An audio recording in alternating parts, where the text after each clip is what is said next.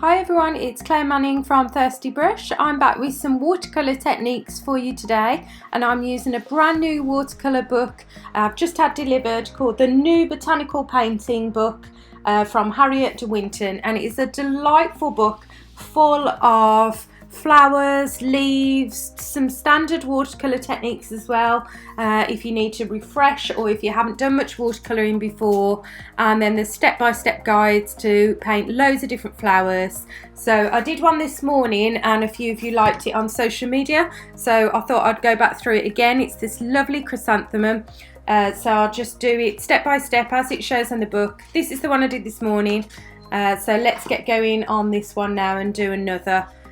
So it tells you to do a little bit of a pencil sketch first, just to underlie your watercolour painting. So it's a very, very simple sketch. However, there are books out there where you don't need to do this part. If you've seen any of my other videos using the Dana Fox book, the Watercolour with Me books, do check out those if you're not confident to do any sketching at all. But it really, a lot of them, they're really simple, just a little frame for you to follow, and of course you can just rub it out after. You don't have to follow it exactly anyway. So the next thing I do after that is I'm getting all my colours ready. So she just uses a pink, an orange and one green. I've decided to mix up a couple of greens and see how I go, and just kind of go a little bit freestyle on those. You'll notice I've got 2 pots of water. This is really useful for watercolouring. One to rinse your brush, and then the other one to pick up clean water so you don't contaminate each of your beautiful vibrant colours with the other one. And this, I use this technique whether I use watercolour pans or tubes or anything else. So let's follow it literally step by step. So the first step, as I've just shown, is just doing the basic leaves.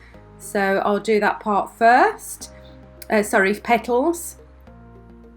So it just gives a kind of framework and an underlie. It's quite watery, so it's not too much paint on your brush there, but also not a really wet brush. Just enough for you to get a nice kind of pale pinky orangey colour on those petals.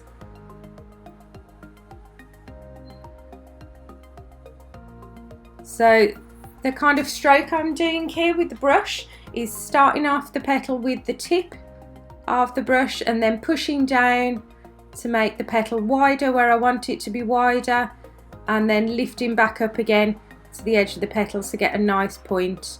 Don't worry if it's not exact, you will see me go back in and reshape the end of a petal or something if I need to. So you can do that while the paint is still wet quite easily. So that's that first step there. Second step is to add some petals that are kind of, as chrysanthemums do, they tend to open and then kind of droop at the bottom. So like I say, if the shape of the petal hadn't gone exactly as I want by doing this one brush technique, going thin, thick and thin, then you can always reshape that petal again as long as that paint is wet. Once it's dried, leave it alone, and then you can reshape by doing an extra layer if you want, but you will get a slightly different look. So a lot of this is having confidence to just give things a go. There was a lady made a comment on my Facebook earlier on. I said, I'm scared of failing with this kind of thing. Really give it a go. It is really easy. Practice makes perfect. You might not have it exactly as you want the first, second, third, fourth, even 10th time. I still make mistakes. You know, I am not a trained artist by any means, but I just enjoy giving things a go, and it makes it even easier when you've got books like this, because it gives you the ideas about composition, and it means that you've got just some basic steps, so you don't have to look too far ahead. You're just doing one part at a time and breaking it down into chunks basically, which makes anything easier, doesn't it? Any task. So now I'm going back in and doing a second layer of petals with a slightly more pinky version of the red. So the one was more orange based, this is more pinky based, and it gives you some more depth because I'm using slightly less water on my brush with this second layer, and it also gives a nice variation of colour. As we know, flowers aren't all one shade very often, especially with light on them. Although this is quite a loose image, it's still nice to have some depth and shade. And just play around with the shape, get it looking as you want. Mine is slightly more wide and a little bit open as the one on the picture there on the example in the book, but you're never going to have it look exactly the same, and that is the beauty of painting. So just to enjoy the process and have fun with it.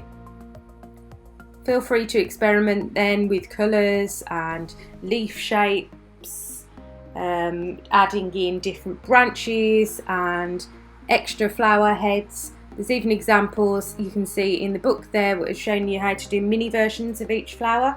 But once you've gone through, like I'm going to record quite a few of these throughout the book and work through doing them exactly as they are to show you how easy it is to follow them as a tutorial. But once you've got the hang of that, do really play around then and experiment. So I'm just drying that off with my heat tool. You could just leave it to air dry if you don't have one. And then I'm going to start going in with the leaves. So I'm just mixing two greens together to get a more natural kind of colour green. It's slightly lighter and slightly more yellowy, the one I'm using, than in the book. But again, it breaks down the leaves into kind of two sections for you. You do the stalk part first. Same kind of technique where you want thin areas and thick areas of the stalk. And try and do things, if you can, in one stroke. But like I say, if you do need to pop back in to an area and just reconnect it or reshape it, it's really easy to do while the paint is still wet. Like I've just done there, connecting those two little areas. And then add some tiny little leaves with exactly the same technique that we did for the petals, but you're just going straight, just a small, start with the tip, push down, and then bring your brush back up again to the tip, and that gives you a really cool little leaf. And then we're going to dry that off and go in for the big leaves. If you do get a book like this, very often they give you some standard watercolour tips for how to do different leaf shapes and different petal shapes. So it really is worth spending some time just practicing those, where you're not making a piece of art, you're just practicing the strokes with the brush. So now I'm going in to do that lovely leaf shape. So you'll notice it's kind of split in the middle, so I do the leaf in two halves. I've turned it over here just so I don't knock it with my hand. And then do the second part of the leaf.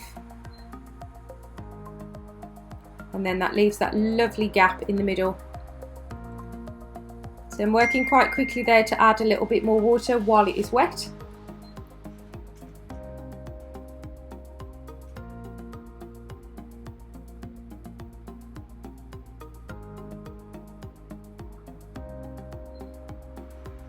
And then just turn it over and just going for the back in with the other leaf.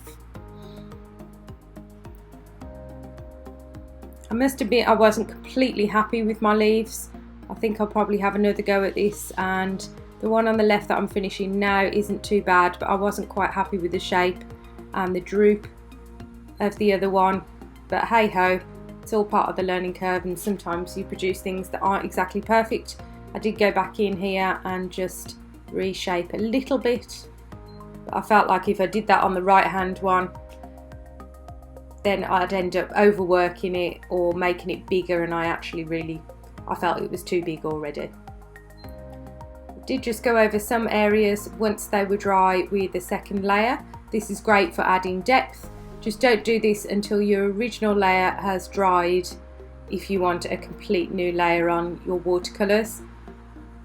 Otherwise it will look overworked and you will get some blooms where the colour starts to split down. And there we go. So that was the first project from the book done. As I say, there are some little areas there I'm not totally happy with. Some of these leaves, and maybe the shape of the head of the flower isn't quite circular enough, but it was really fun to do, and I can't wait to do some other projects from this book. Do like and subscribe if you enjoy my videos, and check out some other watercolour and card making, stamping and die cutting videos that I do, and I will see you next time.